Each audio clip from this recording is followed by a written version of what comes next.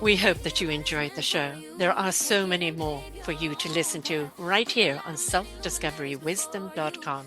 Come and hear the illumination that's going to shed light on your path. Find your path with the knowledge of others. Become an illuminator for those who struggle.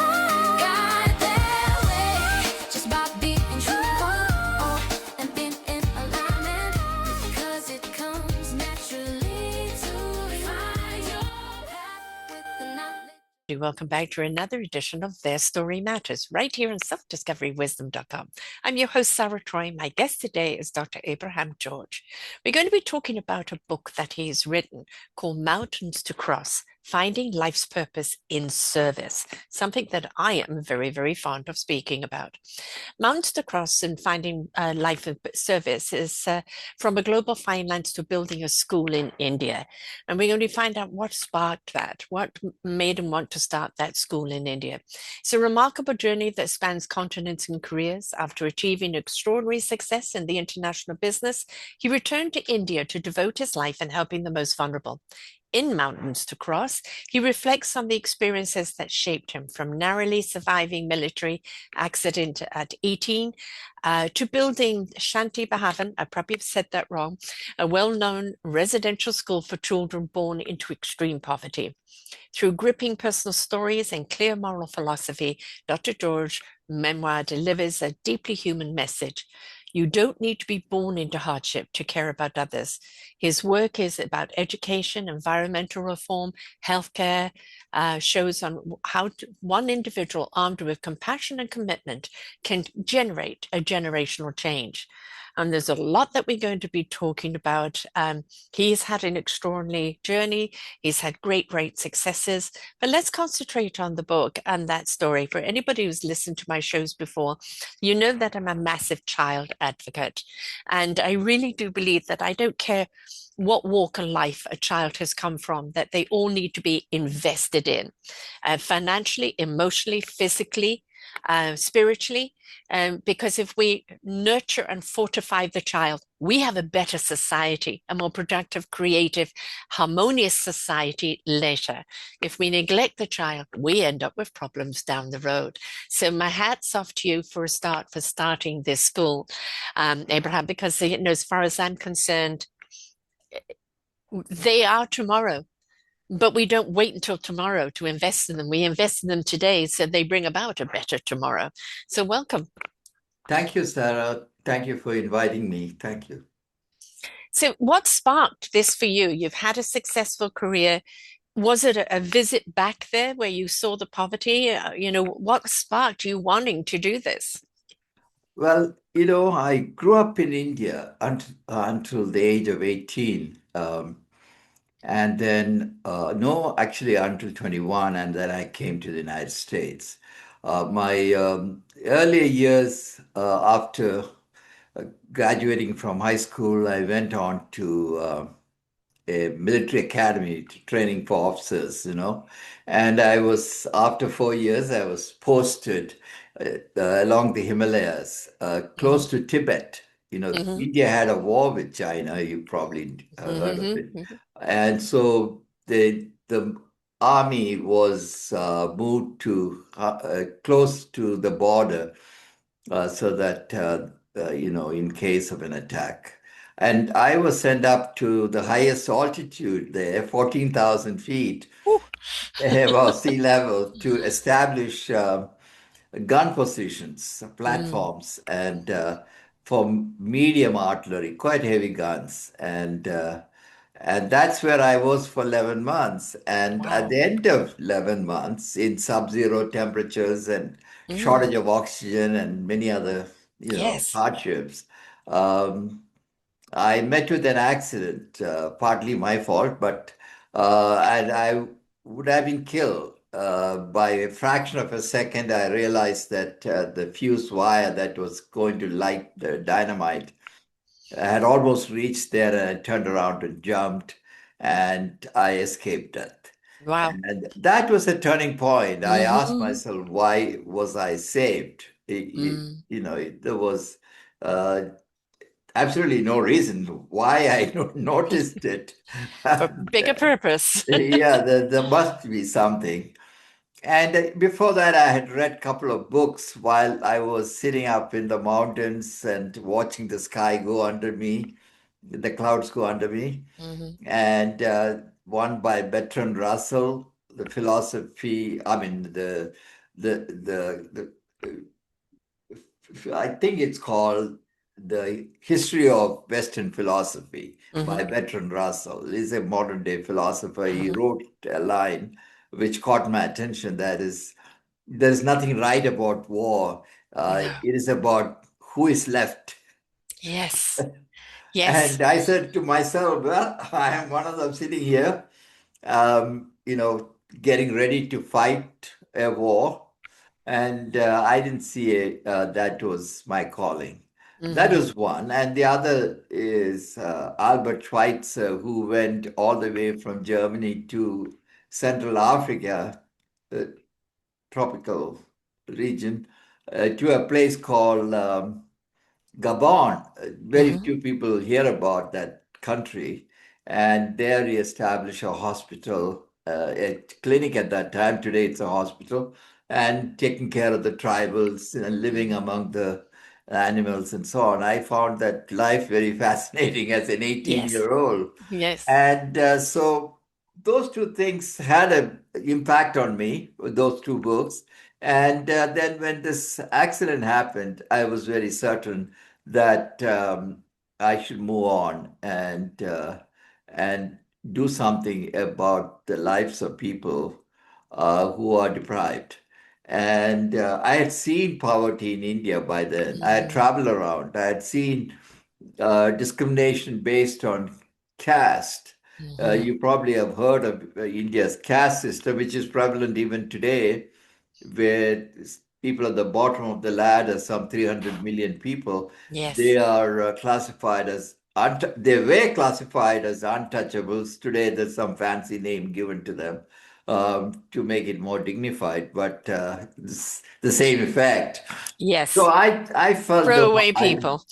yeah, it's very sad that they have to be living in indignity, Yes. and I wanted to do something about it, and that was my turning point. Hmm. There's so many things to unpack there. Number one, being up, 14,000 in the height, not only the adjustment of it, what effect it may have had on your lungs or anything else, but also the gift that it gave you of being able to look, from the mountain over the clouds. Obviously you're there, from a war aspect, but there must have been so many beautiful moments of peace and tranquility and revelation because, that high altitude, it just being able to see things that aren't in the way, to see the clarity because other things aren't in the way. And then, obviously the accident was your pivot, your redirection. All Right, right. And right. and then obviously the influences of the people that you read and admired, and then actually being able to see India perhaps from a different perspective, from a level of I survive for a reason. What am I meant to do? And here before me is a challenge. Absolutely. I had so much time in my hand. Mm, I was the only officer sent up there, and the others were soldiers. They were doing their work, and I would be alone most of the time. And especially when you are sitting at that high altitude hmm. on hill and you know the clouds be underneath you. Over time you start thinking about a lot of things. Of course, Mm, as a young man of 18, you want to have good fun and everything else, but yes. also at the same time you think about what am I going to be doing rest of my life? Mm, And that was a point in time when I made a decision that the purpose of my existence hmm. is something else, and that is service, service to people who are Yeah. deprived. And that came about after the accident in certain terms. Hmm. I always believe everything happens for a reason. I mean, being put up there, um, having those tranquil moments where you can actually think, really looking at why do we have war? Nobody benefits. It only leaves devastation. Obviously, the people that make the weapons, the people that profit from war, but no humanity benefits. But then having that accident and kind of realizing, this isn't my path. If I've been Right. given that second chance at life, what am I going to do with it? And to come at such a young age and go, it's service. And in what way am I going to serve? So, many people, if you had been kind of down on the ground, it might have been different. You might have been living that young man's life, partying and this and that. And this revelation may have only happened later in life, but perhaps being up there, kind of pushed you further ahead in maturity. That is very true. I asked myself, how did I come up with this idea or come up with this dedication to a cause like social service Hmm. and dealing with discrimination Yes. and poverty, rampant poverty. How did I come up? And obviously, the answer lies partly in the accident itself. Yeah. Hmm. Otherwise, I wouldn't have been jolted into this, you Yeah. know. But you got the message. Some people have to go through a few cosmic two by fours before they get the message, but you got the message, right? Now it's like, well, what am I Yeah, going to do with this? I've right, got the right, message, but where am I going to serve? right, How am I going to serve? And we don't want people to serve from a place of poverty. right. We want you to be enriched, not just financially, but spiritually and emotionally, so that you can be of service. So, what was that interim like? We're like, I'm going to serve, looking for something to serve, but how did you go about looking at how to serve? Right. I didn't know exactly how I am going to Mm-hmm. do. I had this great idea of following Albert Schweitzer's Mm-hmm. path, maybe go to Africa myself. But he did work in medicine, in Yes. caring for people, and I knew I was not the right person for that. I'm not a doctor, and I thought of education. So Mm-hmm. that was very clear right from the beginning. And but how do I go about doing it? How do I make an impact on people who are at the bottom of the social ladder? Mm-hmm. And how do I go back to a country? Of course, I was born there, but when will I get there? And how will I organize? All these thoughts began to come. Mm-hmm. But you went to the States. Yes. So you didn't kind of start doing anything in India straight away. So obviously you've got to fortify yourself before you can help others. It's not just a question of getting out there and doing. So what was the choice in going to the States? Well, I was injured and I needed a surgery for my ear. Mm, And I got it done in New York. And I hadn't had any real good education, mm, being in the military. right. I shouldn't say that, maybe The others do. emphasis wasn't there. Yeah. And I went to NYU. I did a couple of masters and a doctoral Hmm. degree from School of Business, and I worked for J.P. Morgan for 3 years nearly, and started my own firm. Hmm. So it took a long time, almost 28 years. Hmm. 28 years from the time I arrived in the United States Yeah. to feel that I'm ready for this. Yes, you're in the right position. I knew all along I had to have money. If I didn't Yes. have enough money, I can't do it. Nobody's going to Yeah. listen to me. No. So all my time and effort went into making good money. And my company, in the initial years, had to struggle, but after 10, 15 years, it started making money. And in the last 5, 10 years, it was successful. And finally, I was able to sell my company to a Fortune 500 Hmm. corporation. Lot of luck, but um, I was able to get started Yeah. before I turned 50. Hmm. I sold everything I got. I had consulting assignments with many corporations, and in fact with Royal Bank of Canada. In Hmm. I used to come to Toronto often. Hmm. I loved being there, um, and then I left everything and came to India pretty much alone. My wife had a job in New York and she couldn't leave. So we decided that I would live in the rural, remote village where I started my work, Hmm. where most people are in villages. People who are poor are in the villages. And I decided to get started with a school for children from the most deprived. Hmm. That idea of starting a residential school where I take children at the age of 4. I don't take children at any other age. They have to join at the age of 4, and they have to be with me for almost 18 years. It's not a Mm. small program. 14 years in the school, another 3, 4 years in college. Mm. I take care of them all through those 18 years. And parents have to be willing to let go, except for 2 months when they come back on vacation. Otherwise, they are with me all day and night. You And know, I couldn't do that. I couldn't part with my kids. yeah, and that's a pretty interesting the challenge to face. And Hmm. today it's one of the great joys also. With the children, they grow up with me from Hmm. 4, and the bond we have and the love we have for each other, and that's an exciting uh, relationship. Well, obviously, the parents are seeing that this is the key out of poverty for the children, right? Exactly. So, the sacrifices, having the children have that chance in life. So, very hard for them, obviously, to give up your children, but at the same time, what can they give them?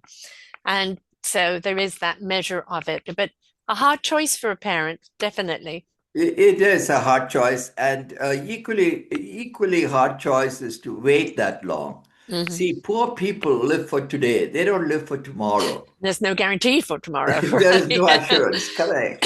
So when they realize that their children will be studying for 18 years, they say, Mm. "By God, I'll be dead by then." Yeah. That's the way they look at it. Hmm. Most of those parents were barely 20, 21. Women were Mm. 16, 18 maximum. So 18 more years, they're still pretty young.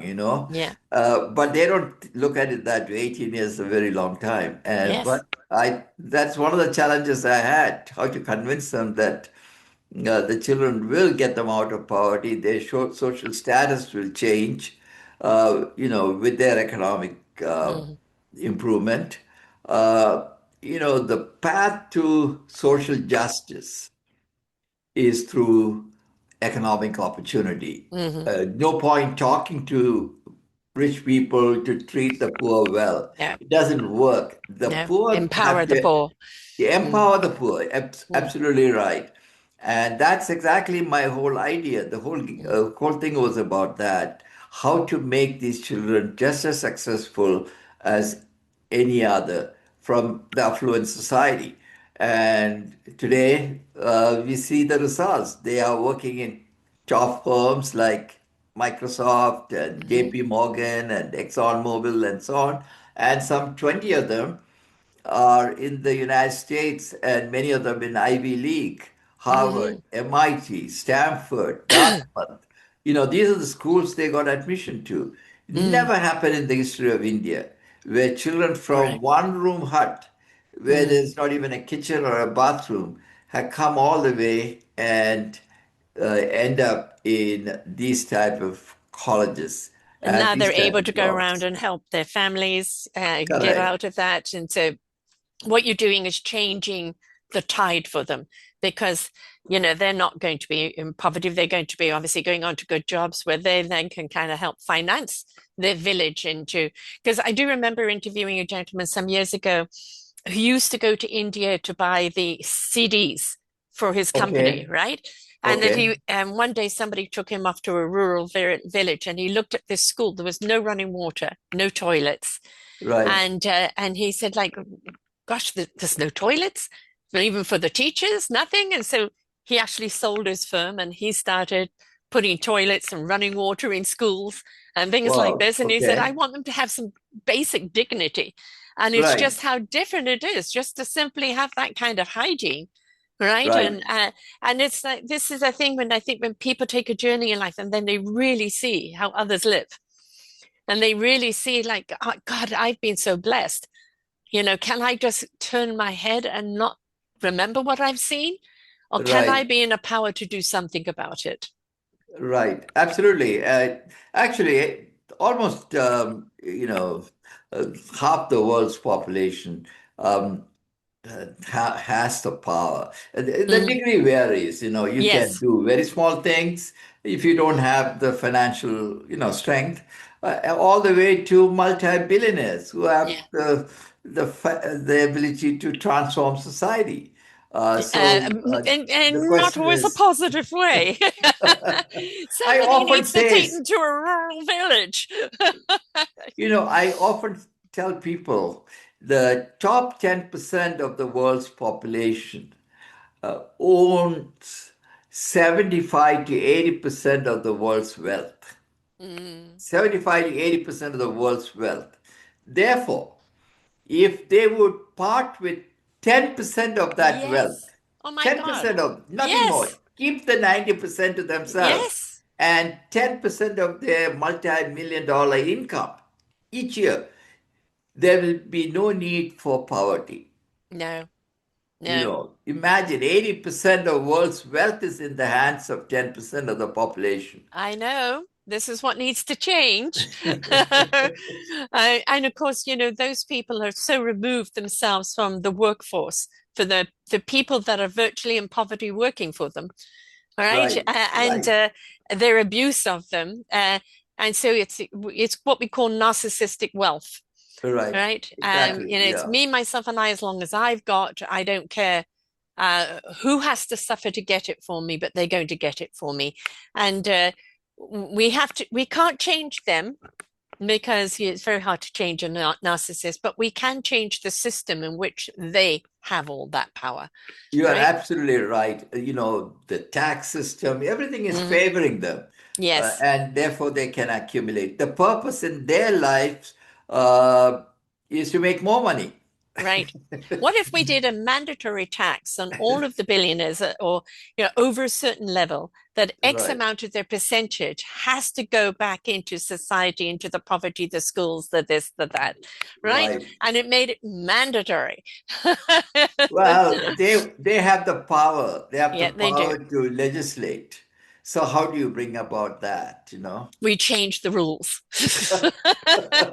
That is what everything that's going on in the States right now is a prime example of the Right. reason why they have that power Correct. and how we empower them to have that power Right. and how those particular foundational rules need to change so no one man has that power.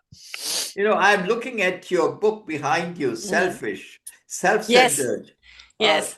That's what it is. They are only thinking about themselves. Right. Well, that book is one I contributed to, and it says I'm not selfish. I'm just not easily manipulated. And Right. it's like they're focusing on listening to yourself, becoming the best that you are, discovering what your service is. Because Yes. when we become people pleasers and we're always bending backwards to help everyone else, we're Yes. not helping ourselves. We burn out. All right, we Right. become resentful. Exactly. So the more abundant you are within yourself, which is not always money, it's the empowerment abundance of heart, soul, spirit, mind, and body.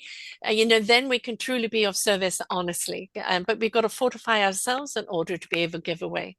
Right. Exactly. I see another book, Forgotten Children. That is a book that I produced 2 years ago, My and it's goodness. it's a it, Fabulous. it's Fabulous. 15 chapters from different people, different walks of life around children. That's what I said. I'm a child advocate, and it's to bring awareness. I think a lot of the time people are simply unaware. And you can say something to them, how many millions are living in poverty? Oh, yeah, right, over their head. But when a story is shared by somebody, like you Yes, have done in your book, and why this school means so much to you, and how, the impact that it's had by investing in these children. They're now right, aware. When you're aware, you care. When you care, you do something about it, but you can't be right, unaware. And right. so my job with podcasts and books is to make people aware. No, I am not against people making money or No, living God, no. living well, living Yes. in comfort and enjoying the fruits of their labor. I have nothing against it, but they'll still they have the capacity and the power to help others and Yes. to Plant so seeds, water them, give and opportunities to others. Yeah. and to shut the windows and close the doors and assume that there is nobody who is suffering, that's very cruel. Very cruel. And it's like, kind of where's your karma? I don't believe in servitude, being a servant, but I very Yes, much believe in service. And yes, when we look at what our service is, and that's what, Discover Yourself is about, is discovering what our service is. You had that epiphany young, but you knew that you had to build something yourself. You couldn't go and do it. Many reasons. One, you didn't have the money, right, probably didn't have the knowledge on how to do it, didn't correct. have the clarity in what you wanted the results to be, That's also didn't have the true. structure in order to build it then. And that's what your life experience built up along. Then I've got the money now, I've got the information, I can now go and do it. It took nearly 30 years. Right. But that doesn't matter how long it takes, as long as we Yes, still believe and we learn along the way as of something that's going to support it. That's the important thing. yes, yes, absolutely right. That's what happened to me. So, and now you've got all of these children that not only the ripple effect of how it's going to be on their families, for Right, the families knowing that their children, okay, the sacrifice is not seeing them, but knowing that their children are going to have an opportunity in life that they never, ever in a month of Sundays could give to them. And right, then how those children coming from poverty, right, and then stepping into empowerment themselves, how they can start seeding back into their own community, all right, right. and bringing about dignity and opportunity for everyone else. It's a beautiful circle. That's a burning desire within them. Of course, Mm, the first thing they want to do is to improve their family's lives. yes, yes. That's given, and it might take the initial 2 3 years or 4 5 Hmm. years, and after that they have to reach out and they begin to help the community. And I tell them they have a responsibility, a Yes. moral responsibility to reach out to at least 100 others in their lifetime, Hmm. because they are beneficiaries of others' kindness. Exactly. Exactly. Pay it forward, right? Exactly. And Yeah. that's what I teach them. And I'm hoping that I live long enough to see that happen. You will. Definitely will. But the thing is, let's fast forward 10 years and you're seeing all of these people now that have stepped into their success, into their careers, and now they've started seeding opportunity and, water or opportunities, or even starting a local school there for people who, Right, you know, right, uh, whatever is needed. The pride in doing that, right? right, right, I think when people give back or pay it forward or help others in some way, there's so much inner pride of I've made a difference. It doesn't, it's not about comparison. It's about if right, you can make a difference in one person's life, right, right? exactly. And those who have immense amount of wealth, what they do is not going to make any difference to their financial condition. Exactly, exactly. It just means, they can take X amount, at least 10%. Yeah, I And said and that 10%. 10%, look at Yeah. how much that 10% is worth over there. Correct. Exactly. Exactly. I have found my purpose, and I feel that there are a lot of people who want to do good, Hmm. but they don't dare to do it, or they don't know how to do it. Right. They're hesitant, they're postponed, they haven't found the right partnerships, Hmm. they are unfamiliar with the countries they would like to work in. the many factors that it, some of it, some of those are excuses, Yes. if they Fear, really want to do, fear. they're smart people. They made tons of money by being Yeah. smart, and Yes. they have the ability to gather people who want to do good, who are willing to go and work. I consider myself an agent of the You're the people who, conductor of the orchestra. yeah, that is a good way of putting it. Uh, But that's the point. that's it. You don't have to go and build it brick by brick. What you have to do is the people that are passionate about wanting to build it, but they Right, need the financial and the wind behind their backs to go and do it. Right? right. So, you And know, they can visit that place yes, occasionally and motivate them and right. establish the relationship with the bond with children. And, there's so many ways they can connect. Yeah. And still they can be in their jobs in New York or wherever they are. Uh, Exactly. Yeah, exactly. It's like there are plenty of people that want to be feet on the ground, that want to right, be proactive at something. Generally, those people don't have the money to do it, right? But they have the right, passion and the conviction to do it. So we right, need to take those multimillionaires and say, support these people in doing it, right. right? Sarah, we started fundraising from 2008 when I ran into some financial difficulties and I had to reach It out. was a Until then, bad year. until then, I was living with and running these projects with the money I had made in business, and I had tremendous losses. So my son joined me, and we started raising money. And today we are stronger than ever before. We have started the second school, and Mhm. hopefully in the next few years, with financial strength, we'll be able to do more and motivate other people to start. If we do that, there'll be thousands of children graduating Yes, each year, and they will touch their family members, their siblings, and they in turn touch others.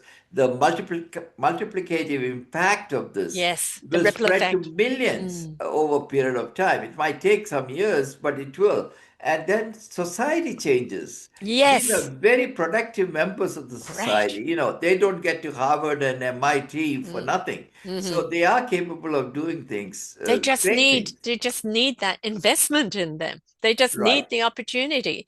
I right. remember somebody else, also from India. He was working with a MLM company Okay, in Dubai and in India. But he's one of the passions that he had was women becoming their own boss, right, right? So they didn't have to marry for money, right? right, They could be independent, or if the men ran out on them, they could support their own children. And right, they could, they had their own industry, they were very capable. They just needed people to help right. them set up. And I think that's the thing is that there there is so much need, but there isn't so much opportunity. And when Correct. you offer the opportunity and somebody, say, I can do that, right? Right, What you're doing is just opening up a floodgates of possibilities of where it can go and the ripple effect. And right. I really do feel the world is out of whack. The world is out of sync. And what we really need to do is just get kind of, beam up all these billionaires and say, okay, these are the XYZ projects around the world that you're going to invest in, and that is your legacy. Not being Right. the richest person in the world, this is your legacy. But we don't have to wait for them. But what Right. we can do is that every drop in the bucket counts. It just takes Correct. longer, right? Correct. Right. Right. 90% of the donors are Mm. small. You Oh, know, because they come from the heart, they understand, right? Yeah, Yeah, they may be sponsoring one child. exactly. The other 10% invest in a building or Mm. some major project, right? Right. And so that tells you that even when they are in the early stages of their careers, they Mm. are willing to reach out. So there are enough good, Good well-meaning souls. people out Yes. there. Yes. Um, the question is, a lot of them are skeptical. whether their money will be wasted. The NGOs are Right. trustworthy, They want to you know it's know. actually going somewhere properly. Yeah, Yeah. Yeah. And that there's fear is there. But that. Yeah. in our case, that has changed. There was Mm, a film produced by Netflix hmm called Daughters of Destiny. That hmm was um, it took 7 years for Netflix to produce that film. It has become very, very popular. It won an Academy Award for television with a conscience, and that has put us on the map. Right. Now, my book hopefully will be read by many people, Yes. and then they won't ask or they won't have the doubts in their minds whether we are doing honest work. And if that's Right. the case, then we should be able to attract funds. Right. And it is about bringing about those funds from you're right. It is always the people that are very close to poverty themselves that understand that poverty and they will take just a little of what they've Right, got because they want to make somebody else's life better. And right, they're a real example to the rich of how to do it. But that means that you need somebody with a conscience, and that I think that's what we're rising right now is the consciousness is rising, and right, as it rises, then people are more aware, of being a right. part of it. What was the name of that Netflix documentary? Daughters of Destiny. It's a story of five girls. They chose just randomly five girls at a very young age. I think they were in fifth grade, fourth grade, seventh grade, and as a result, the film crew had to stay with us for 7 years. Seven Wow. years to produce Well, a film. That was amazing yes. exercise they went through, hmm and it was all very not staged, very natural. The children were allowed to speak anything they wanted. I mm myself didn't see the film until the night before it was released by Netflix. That was the agreement that I cannot tell them what to do, Right. and it turned out a big hit all over the Yes. world. And I think this is, again, when I say when you're aware you care, then you're invited to do something about it. Right, Things right, like, those kind of documentaries make people aware. I think most people, 90% of the people have good hearts, right? right, And they right, really want to help, but they're just unaware. Or maybe they just see the poverty where they're at. right, And it's like you're asking me to invest in another country. What about where I'm at? Well, why not right, take the inspiration of what's going on in the other country? Can you right. duplicate it somewhere else? Right? Exactly. Because you can Right. see the format works. Can you Correct. bring about that format where you're at? Right. That's right. The thing about poverty, a lot of people think about it as simply hunger. Yes. That's not true. There are so many other dimensions to poverty. The housing, leaking roofs, no clothes to wear, no Mm, medical care. They don't go to the doctor. They fall mm. sick. They are unwell most of the time. A hungry And then spirit. don't forget social indignity, how they Yes. are treated. Yes. So all these things are part of poverty. And Mm, when you actually physically observe it, then you realize what these people are going through. mm. So once in a way, they can visit, spend a couple of weeks among the poor, and see the lives of these people. And then hopefully their hearts will move. Yes, I actually remember I'm a big fan of Trevor Noah, origin from The Daily Show. And he was saying that he was being interviewed, and he was saying that when he was in India amongst the people of poverty there, he actually felt at Yes, home because he came from poverty in Africa, right? yes, But he said the people in poverty are so rich in heart, yes, right? And so rich right. in community that he said that he felt a camaraderie there that Yeah, he hasn't seen elsewhere. Yeah, look after each they other. take care of their parents, Yes. grandparents hmm live with them, and they themselves don't have enough food to eat, and still Exactly. they look after them. Yeah. Very touching. Yeah. Don't forget that the India is today thought of as a fairly, prosperous country. Right. That's the top 10%. That's the top Exactly. 10%. Exactly. Yeah. The bottom 50% of India's population earn less than $5 a day. Right. $5. And Yes. I would bet that a majority earn less than $2 or $3 a day. Right. How can So, you sustain on that? right, half. And India is a country of 1.45 billion, nearly Hmm. 1.5 billion. So half the population is 750 million people. Yes. Imagine Yeah. those people suffering. Well, I mean, there's one thing, if we could get rid of one thing in the world, it would be corruption. Yes, I remember interviewing somebody else from India, and he was talking about the cleansing of the Gaza. Um, correct. and he was a reporter, and he was talking about the money being raised for something, but not getting to the project because of all the That's hands in true. between. But then also talking about the innovation of in rural areas where you can't get an ambulance, that Right, somebody created a bike ambulance, a motorbike ambulance, right? right, So just right, enough to get one person in, and how people even in poverty, okay, we can't do this. What can we do? But right, it's like the trouble is the corruption that's stopping any further development or any support or any kind of growth because backhand, backhand, backhand. And I think right. somewhere along the line, I think globally, there needs to be, the corruption police force that isn't anything to do with politicians or government, but just ethics. And Yeah, ethics, yeah, corruption has, is one of the reasons why government programs don't succeed. yeah, Okay, yes. but people like me don't accept government money. Exactly. So a little hard to corrupt. So, but our challenge is to raise money. It's not like Yes, government dishing out money to me. you're I right. don't want that money because No, then they will come for part of that money go back to them.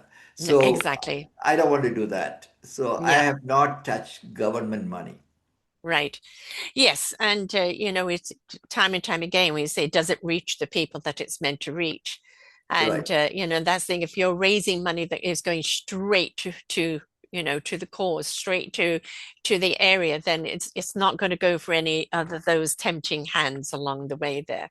right. So. Exactly, exactly. And we've got to look at, like, I don't think people are born, wanting to be corrupt. I think it's that it's become such a part of life that Right, everybody thinks everyone can do it. And somewhere along the line, there needs to be that moral compass. You taking money back and there, that was to go and liberate somebody's life, medicine, this, that, etc. And if we don't teach that morality, teach that respect or dignity or integrity, then this is what we're going to get, corruption. right. In fact, I've had many occasions where um, I tried to get the bureaucrat to uh, approve something, and they said, "This is for poor children." Mhm. And his response is, "I am poor too." Uh-huh. Uh-huh. Uh-huh. So, how do you respond to that, Okay, let's say, okay, how poor are you? Did you eat today? Right, right, Did you have an education? Do you have a roof over your head? You right, know, right, do exactly. you have opportunities in front of you? Because poverty, as he said, isn't just hunger. It's a hunger for opportunity. It's a hunger for a meaningful of life. It's the spirit hunger, the heart hunger, the soul hunger. And we want to be able to feed not just the food in their belly, but their spirit of believing that there's so much more than just the poverty. I can see that your books and your years of devoting your life to causes like in children's causes and Mhm. poverty has made you a very good speaker of the subject. Thank you. I have three kids of my own and three little grandbabies. So, but Yeah. yes, I think I've lived in a few countries myself, and I lived in South Africa for quite some time. Oh, And okay. so I've seen areas where, as I call them, they're just the throwaway people. Right. They're treated like slaves, not as service. They're not in service. Right. They're in servitude because they have no choice. Right. There is no opportunity of growth. There is always this government limitation, like apartheid, when I was living there. And Right. so, Right. it's I'm a person that do not box me in. No box, no walls. And so I hate to see people being, contained when they're so desperately trying to branch out. Right. And I think that we're all meant to kind of expand our wings and see how far we Right. can fly. Right. Exactly. Yeah. I can see that you are also very energetic and fired up when you believe in a cause. Oh yes, very. I have to tone it down sometimes. Um, but you just like you had this idea when you were young, and you Yes. knew you had to build a life and build the finances and know how to do it, which then took 30 years, and then look at the results you're getting now. And Right. I've been podcasting nearly 14 years, and this then became my calling of bringing people Correct. on like you to Right. make aware of what we can do, of who And we that's can very be. important, Sarah. It's very important. Spreading the word, Yes. and it's tremendously important. And I think that's the thing is that we find our calling. Like, Right. if I look at it, it's always what I've done, but I Right. couldn't do it in other ways. And then the opportunity of this, and that when we do find that something that's so meaningful and purposeful to us, Right. it doesn't let go. It just finds an avenue in which to Right. to be able Right. to do. Right. And it is service to one another. We're here to support and serve and celebrate and care for one another. That is how we grow as a community. That's how we're strong.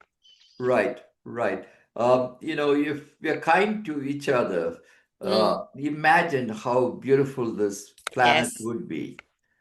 just Uh, simple kindness. And exactly. for a lot of people, they haven't been taught how to be kind to themselves, right? Yeah. And that kindness to self is just as important, because if you don't find that love of self and love of who you are and why you are and what you're here to do, then all you're giving is dysfunction or dissatisfaction. But when you step into self-love and you love your why, you love your purpose, that love then becomes something that is abundant and your cup runneth Right. over and you share out that love. So we Right. really need to owe it to ourselves first, to Right. fortify our strength first, so that we have something to give as well. Right. Yeah, dignity, one's own self-esteem, Hmm. one's self-confidence, Yeah. all these things are extremely important. And when you bring up children from an early age Yes. and tell them they are beautiful and Hmm. you love them, Hmm. and then suddenly they are willing to learn, they Yes. aspire for And they're it, then smart. They're yeah, so smart. We've made children, like, we dumbed them down, right, right? But they're so astute and they're so smart and they're so intuitive. And the correct, more we fortify that, the more we strengthen that, and more we believe in them, that, they become limitless. We're the ones correct. that have, put them in a box and conform, and you're only allowed to learn this. No. Right, Yeah. right. You know, sure, the academic side of it, the education side of it is important to get jobs, but Yes. there is a lot more to a human being than Yeah. just learning the books. Yeah. I call And that the wisdom, knowing how to use the knowledge. yeah, and the Right. kindness and Yeah. generosity and caring and the humility and on it Yeah. goes, the humane Yes. values by which Yes. we should. Which And is the that true is enrichment, true abundance. Yeah. Yeah, you can teach them only by example. Example. Yeah. Yeah, Yeah. no amount of reading from a book is going to do any good. No. Or telling them what to do and you're not doing what you're telling them. Right, Right. right, We've got to walk the walk if we're going to talk the talk. Right. And right, children will exactly. learn by watching, and they will Ex- know if you're not doing what you're telling them to do. Right. That's where a lot of my time is spent on. I have Mm, some 175 staff members, all the mm, way from security guards to cooks to mm. teachers and administrators and so on. My major part of my work is making sure they buy into the values by which Yes. this institution has to run. Yeah. They respect the children. They treat the children with Mm. love. They care for them. They uh, uh, They're one create, big family, a family. yeah, member of the family, inspire Yes. them. Mm. And the word love is Yes. loosely used, Yes. but one has to learn to love beyond their own so-called blood, They Yes. have to to love anyone of Mm, this the humanity, and that is what I spend most of my time. Actually, I often say bringing up the children is so much easier than training my staff. hmm You can't help it. I mean, my grandchildren are 4 months, soon to turn 3 and turn 5. Yes, And, what they've taught me. Like when you're raising children, you're so busy raising them day after day. You kind of, my daughter said, "How did you do it?" Because I had three too. I said, "I don't know. You were just so busy day to day." And then there was those pivotal moments. But with your grandchildren, you can sit back and enjoy them in a much right, different way and absorb it. And like just watching out the characteristics of each one of them, you know, uh, right, and watching them develop and become, and you can see some synchronicities, or you can see things that are taking root, and right, right. how they observe things. We've got to realize, as much as we are teaching our children, we need to be humble enough to know what we're learning from our children. Absolutely, absolutely. And we become different person, Yes. our own outlook towards life changes. Yeah. Yes. I think that most of the problem in life is this dictation and expectation that society has told us, the should, um, which, you can have all those billionaires out there. Are they happy? No. Will No, another billion make them happy? No. They're always chasing happiness because it's an outside life, not an inside life. right. When And you that's find what meaningful purpose, it becomes inside. that's the main point I write Mm, in my book. hmm It's an autobiographical book from my childhood because people have asked me what made you do these things, what Yes. happened to you. And so I write my story, how my mother, was instrumental in what I am hmm today, and all the way to where I am today. hmm And what I try to tell is that uh, one has to have a determination within themselves, a compassion in them, but it has to be in your actions. No hmm point in just simply saying, "Oh, I feel sorry for someone," or "I feel empathetic," unless you're willing to act on it. Yes. And the book that I've written is actually a collection of events that have taken place in my life. Every hmm chapter has got some 10 stories, and then I reflect on them. hmm And hopefully, the readers who wish to do something for others, serve others, will gain some insight into how I spent my last 30 years doing this project, and there are four other projects that I did, all the way from running a hospital to running a farm for empowering poor women, uh, and also motivating the government to remove Mm. lead from gasoline. It took me four Right. years. With the help of CDC, World Bank, and everything, I Mm. spearheaded that effort, and finally the government Excellent. agreed to do that. So there are a lot of things I did, but of course, the bringing up the children is the Icing on the the cake. jewel, yeah, jewel in the crown, jewel in the crown. Yeah. And That's and where my love is. and everything that you've done, like, the lead out of gasoline and all this type of thing, all of them extremely, extremely important. But you don't always see the ripple effect of it. But with the children, and you see them, how they grow and who they become and what they go on to do, Right, you see it more. So it's kind of obviously more gratification to see the results of right. that, right? So, Yeah, but nobody can take away the the education they have had. You right. can't take it away from them. You can feed someone, and tomorrow they're hungry again. Exactly. Yes. Yes. Give them the tools so that they can decide navigate their own life. And I think that's what really raising children is about, is giving them the tools and the skills and teaching the wisdom to actually understand their knowledge. Because an awful Right, lot of people is knowledge, knowledge, knowledge, but you haven't taught them how to understand how to use that knowledge. Now they have a right, whole load of data in their right, head, and they don't know how to extract it because they haven't trusted the intuition, the core, the spirit, the soul of that wisdom to know what knowledge is relevant when. And, Right. we've got to keep those beautiful instinctual connections alive for them to understand what knowledge is relevant when. Right. People say the heart for something, you Yeah. have the heart for another person. Yes. Yeah. And So, that is Mountains to Cross is all about my experience and my stories and the challenges I faced, how I overcome came mhm, them, and the people who worked with me, how they made things happen. mhm. Obviously I can't do it myself. All No. these people who worked with me, and bringing them together to a common cause, and Yes. that is very, very important. Very, Very because if important. they, if if you have one bad apple, right? So it's very Right. important that everybody is the orchestra, as they Yeah. said. You're the conductor. But Yeah. that orchestra is only as strong as everybody's instrument. But that Right. willingness to play harmoniously together. Right. The drummer decides to beat the drum, Yeah. out of sync, everything goes out of Right. sync, So you've got right? to be in sync, and Yeah, yes, you can be creative. Yes, you can create other songs, but everybody's got to be in sync and in flow with each other. Right? right, We always want motivators. We always want people that think, well, let's try this.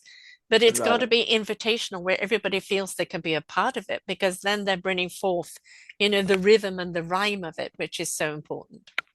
right, right. You didn't ask me, but I want to tell. I see that my time is running out. You gave me 1 hour only. Yeah, that's okay. We can go a little over. Don't I worry. just want to say that someone wants to learn about Hmm. what I'm doing Yes. or what we are doing. You can Google my name, Abraham Lincoln, George for George Washington, Abraham George, and you will run into many websites and you can find the project Shanti Bhavan and other things that I've done.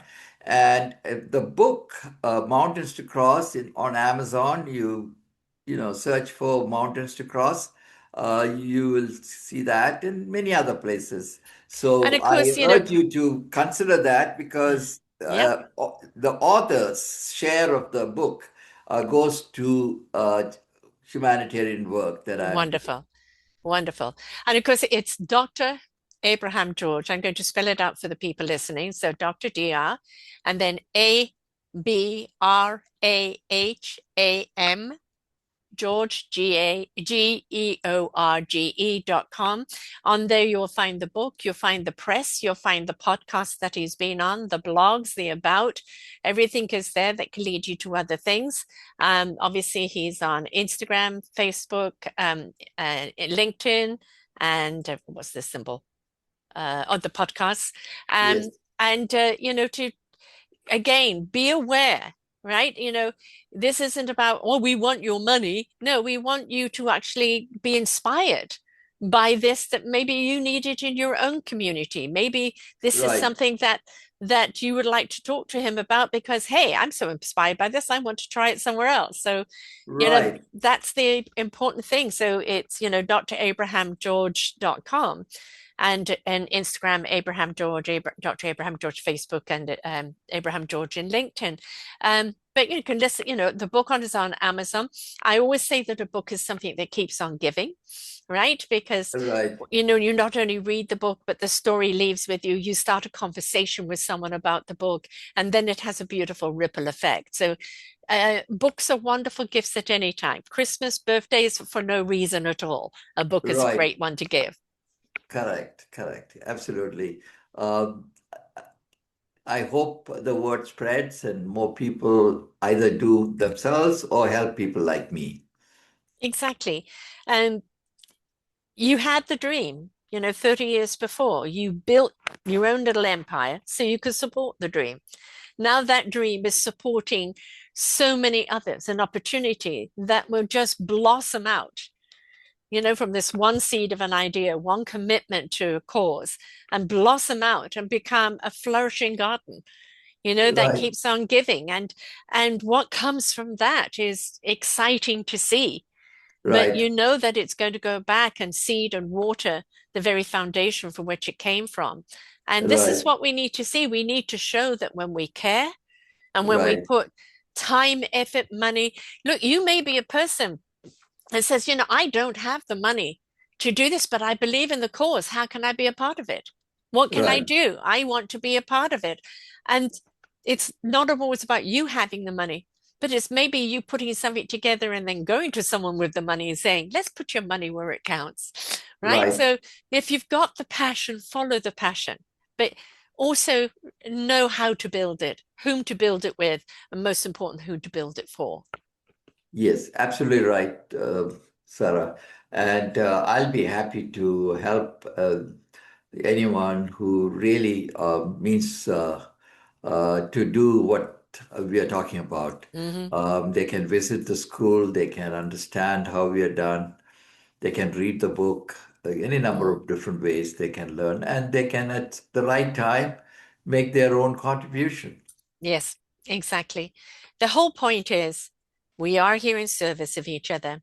But first and foremost, we must fortify ourselves into who we are, why we are. Why is this cause so important to us? What kind of service do we want to do? And then we look for our tribe, right? Then we Right, look for our orchestra, those that we want to play with, and how can we harmoniously build something that others want to hear? And right. that's the thing, is that you get the great idea, you're maybe not meant to do it tomorrow. Maybe you're meant to kind of gather and gather and gather what you need to know for when it's time to actually build it. And So spread the word, and spread spread the the word. word. Yeah, talk to people about it. You never know what it ignites in others. And you'll Right, know the people that are excited about it in the moment and drop by the wayside, and those that right. go, I really am going to be a part of the roots of this. Ex- Absolutely right. So, from the mountaintop to creating mountains of opportunity for others. So, you embraced your redirect. You knew that there was something you needed to do. You knew that it was around children. And, yes, I'm sure you would love to have done it 20 years earlier, but everything happens when it's meant to happen, when the time is right. But the point is, you did it. And it's having that positive impact today, and let it inspire others to believe that there's something they can do and they can change lives along the way in whichever way. And it's never too late. Never, never until our head lays down for the last time, we can still be productive. Yes, absolutely. So even, I always say that inspiration begets invitation. So when you're Right. inspired, it invites you to look at, well, what can I do? And And then I it, want to tell the listeners that you'll find happiness in what you yes. Oh, there's such a heart contentment, isn't there? do. It's like a deep breath of contentment that you Right, really feel. And it's just knowing that in some small way, and it's not about accolades, it's you right, knowing in some small way you've made a difference. right, Right? It's a certain gratitude that you were given the power to do so. right. You see in the joy in the eyes of the Hmm. benefactor, Yes. Yes. beneficiary, sorry. Yes. Like a beggar comes to your car window and asks for little money, and you are prepared to help, she could have breakfast and milk for her baby on her hip, Yeah. and you can see in her eyes the joy she has in having got a little money from you. Yeah. And that's the simplest at the lowest level.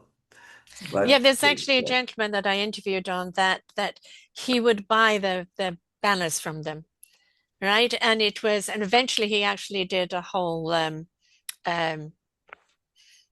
oh gosh, what a display of it, to show all these I need food, or I need this, or I need that around.